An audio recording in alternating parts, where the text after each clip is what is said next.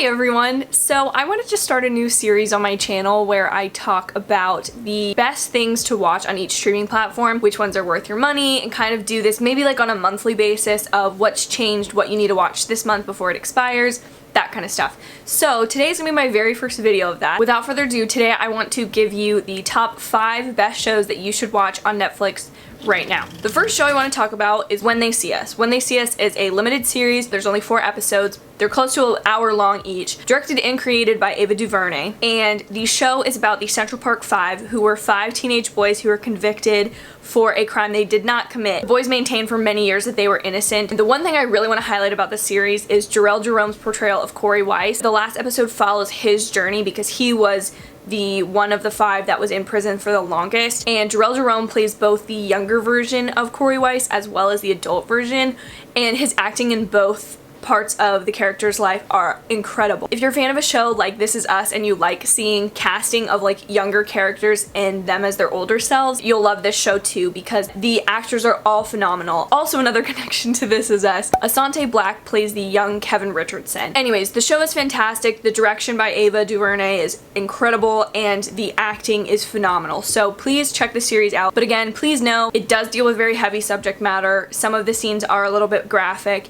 and so it's not a show for kids, but I think it's a really important show to watch. When I first filmed this video, I was going to save this one for last, but I think I should just continue with the heavy subject matter. The next series I would recommend to you on Netflix is Jeffrey Epstein, Filthy Rich. Please don't think me saying the show is great means that I endorse or at all condone the behavior of Jeffrey Epstein. He was a horrible person. The world is a better place that he is not in it now. And this show is 4 episodes and they range about an hour each, but this details the story of his victims and what they're doing now in their ongoing court case against Ghislaine Maxwell to try to seek justice. I think the really important part of this docuseries is the treatment of the victims. These women are shown in an empowered light in the way that they have recovered from this enormous tragedy. It also follows the themes of When They See Us of robbed innocence in childhood. These girls were taken away from their homes and they were targeted because they came from low income areas. It really does pay tribute to the victims and honors them in a way that I think is both respectful but shows that this is not the only thing that's going to define them for the rest of their lives. There's this beautiful, beautiful, hopeful ending of the show of one of the women who was trafficked. It shows her art studio and how she has done paintings of all of the other women that she's known and that have fought with her. They are going to reclaim the rest of their life that they have now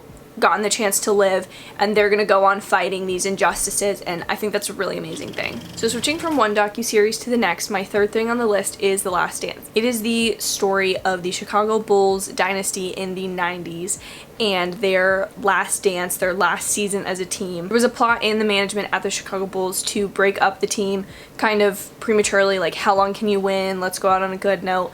But it was very much against the will of the players, and there was a lot of like behind the scenes type stuff that The Last Dance jumps into that I think anyone who maybe doesn't know that much about sports can be educated on or kind of be fascinated by. The way it is done though is so like 90s nostalgia. There's so much 90s R&B and hip hop music in it. And fun fact about this series, when the coronavirus caused all live sports to be shut down for the spring, ESPN kind of found themselves with nothing to air, and so they called up the guys that were working on The Last Dance and said, hey, can we push this production along? So the director detailed in a podcast I listened to that they had to speed up production by like, I think it was only supposed to be airing now in this summer, whereas it started airing in like March or April. The team that worked on this did an absolutely incredible job. Check out The Last Dance whether you like basketball or not. Now for 2 comedies to kind of wrap this up. The first one we're going to talk about is Space Force. Space Force is the brainchild of one of the co-creators of The Office, Greg Daniels, and Steve Carell, and it is about if we had a 6th branch of military, a Space Force, if you will. So Steve Carell plays the highest ranking officer in the Space Force, and it details